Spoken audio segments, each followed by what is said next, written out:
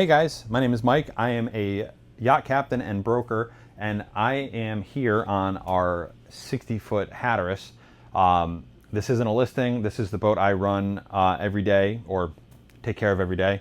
And we are getting ready for our delivery from Southwest Florida. Right now we're in Fort Myers, to head up to New England, where we will spend our summers on Nantucket. If you don't know, Nantucket is an awesome island off the coast of Massachusetts, just off Cape Cod.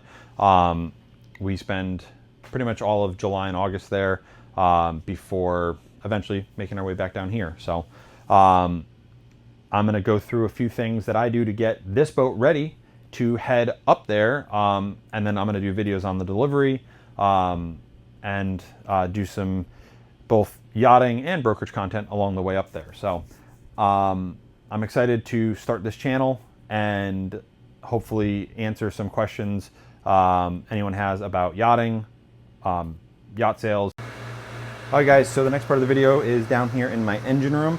A big part of getting ready to go north is making sure the boat is mechanically ready to go north. We had our engine serviced by our local cat dealer. Shout out Miley's Diesel. Those guys are awesome. They're great for our routine maintenance and kind of helping catch anything that they see when they're on board. We're still under our extended warranties on the Caterpillars here on the main engines. So I try to have all of our oil changes and any of our routine or planned maintenance or any repairs. Fortunately, the repairs are under warranty, but anything that needs to happen to these main engines, service-wise or maintenance-wise, is all done by the dealer. As much as I would love to save some money and do it myself, it's a small price to pay to keep your warranties valid and keep these things running good. I'm a big supporter of planned maintenance or routine maintenance. You keep up on that and take care of your equipment will take care of you. Our generators, we got twin Cummins Onin 21.5 kW generators. All this stuff's obviously diesel powered. These are very outside of warranty. We're just under 4,000 hours on each of them, which isn't a lot of hours, but compared to other boats in this size range, and the fact that we have two generators, both with about 4,000 hours, is not a problem, but it's higher than probably the industry standard for a 60-foot boat this size, considering we basically have two seasons. And our summer season, we are on a mooring for a substantial amount of time, so we do go through a decent amount of hours keeping the boat cool and all of our household equipment running inside. We don't have an inverter system, so if the fridges are going to run, if the AC is going to run, want the TV to turn on, the Starlink working, anything that's plugged in that's not DC powered needs these things running, or the boat needs to be plugged into shore power. So we put a good amount of hours on these in the summer, probably about 400 to 500 hours per generator. I try to keep everything kind of shut off for a few hours a day to help with that, but that doesn't stop the hour usage. So yeah, so in addition to the routine maintenance and having everything up to date serviced on the main engines, I also like to make sure we have plenty of spare parts. Hey, that shut off. Spare parts are great. I like the saying, a friend of mine says it fairly often, or at least this time of year he says it 2 or 3 times on a phone call, but it says 2 is 1 and 1 is none. So you want to make sure you have plenty of spares for everything you're going to need. I make sure we travel with enough filters for these engines. We won't be due for an oil change on the main engines until we get back, but I do travel with enough oil filters to do an oil change in a pinch. I don't travel enough oil to do both motors, or at least not both motors off the bat. I think these hold about 12 or 14 gallons of oil a piece. So that would be traveling with basically 30 gallons of oil to be able to service these guys. They're not due until we get back. The service interval on this is 250 hours. We put about 180 hours, 160 to 180 hours on the delivery north and south. And then we probably put about 40 or 50 hours operating up in New England for trips and cruises and stuff like that. So we're pretty well within that 250 hour range. I think last year we were like 249. So we're still within all the parameters for that for both hours and fuel burn. So I just travel with the enough oil filters to an oil change in a pinch, or in the event that I have a leak on my oil filters. These ones are the easiest ones to see. I can swap them out or change them out without having to worry about the seal holding or something like that, because they're relatively inexpensive. So, other than the oil filters, I like to have enough fuel filters because we go through a lot of fuel.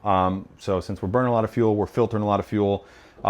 Generators are usually pretty good. I change the Raycors on the generators when we get up north to start the season, just because we run the tanks probably down to about a third to a quarter tank, depending on the run.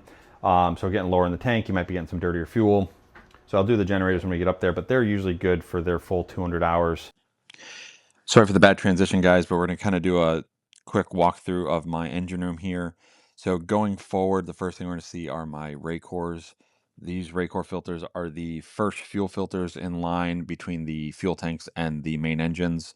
There's also mounted fuel filters, primary fuel filters on the main engines as well. Underneath the motors, you'll see I have fresh oil sorbs and then a few kind of under the Raycors as well. Uh, I believe that your best diagnostic tool you can have on board is a clean engine room, and a clean bilge makes it easier to see if you have a leak, and if you do have a leak, it makes it a lot easier to find out where it's coming from. Outboard of my port motor here, I have 2 totes with spare fuel filters and oil filters.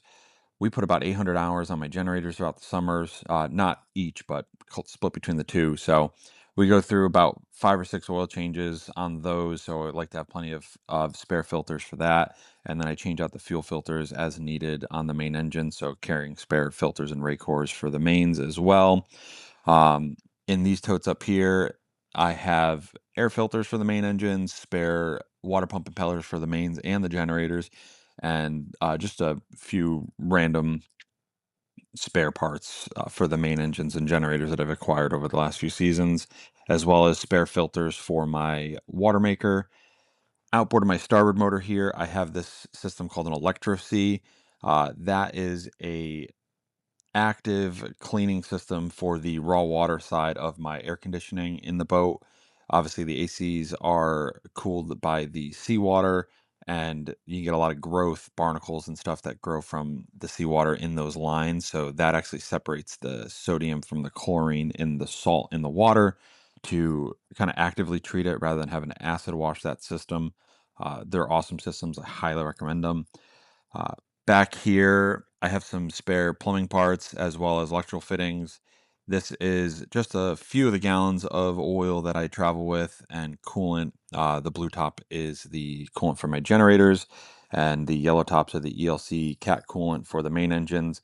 Don't really go through a lot of that, but if you do end up with a small leak or something, it's nice to have it. Um, and then obviously, plenty of tools, because spare parts don't do you any good without any tools on board to replace them with. Over here, shop vac, some funnels and oil change supplies, and then in this little crate here, I have an assortment of random fluids on board: oil for my water maker pump, anti-corrosive sprays, all that good stuff, and degreasers. Back here in the lazarette, I have my 2 Seakeepers, the Seakeeper 9s, as well as a Dometic camp fridge here. It's not plugged in right now, but it's super helpful for owners' trips when we need to have extra fresh food on board, so we don't overstock the refrigerators up in the galley. And then on this side of the lazarette, I have some spare rags and oil sorbs. Nice to have when you need them, but usually don't plan on going through this many through the season. They're just hard to find up on island for the summer. And then a little bit of another shot of my Seakeepers here, and then right between the Seakeepers on the floor here is my spot-free rinse system. Normally this sits on the dock, but I have it plumbed in because I run the boat by myself through the summer, so it makes it easier than having to lug it on and off the boat. But this keeps me from having to essentially rinse the boat down or dry the boat down after I rinse it. So super helpful to have. Highly recommend having one of those on board. All right, that's most of my engine room stuff. I'm gonna go back upstairs, talk about a few things that I missed, and a few things that you can't see down here or can't really show you per se. So let's go back upstairs. Guys, I am super excited to start this channel. I've been in the yachting industry for about 12 years now, and I've done every job you could think of on the outside of a boat, from scrubbing teak and bilges for like 10 bucks an hour, to being the chief engineer on a 130-foot motor yacht, to being the sole crew member here on a 60-foot motor yacht. And I'm definitely very excited to share a lot of what I've learned over the years with you guys, and answer any questions that come up. I also, as the channel evolves, I'm looking forward to bringing some of my friends on to share some of their experiences and their knowledge with you guys as well, from chefs and stews to other captains and mates that I've known over the years, shared their experiences of the industry. And then in addition to all of my onboard content, I'm looking forward to doing hopefully some docking and delivering content as we head up the East Coast in the next few weeks here. And I'm also, for the last year, I've been working, in addition to being a captain, as a yacht broker. So I'm excited to share some brokerage content with you guys as well. Not just like the listings and advertising and stuff like that, but in a little under 2 weeks, we'll be going up to Connecticut before this boat leaves Florida.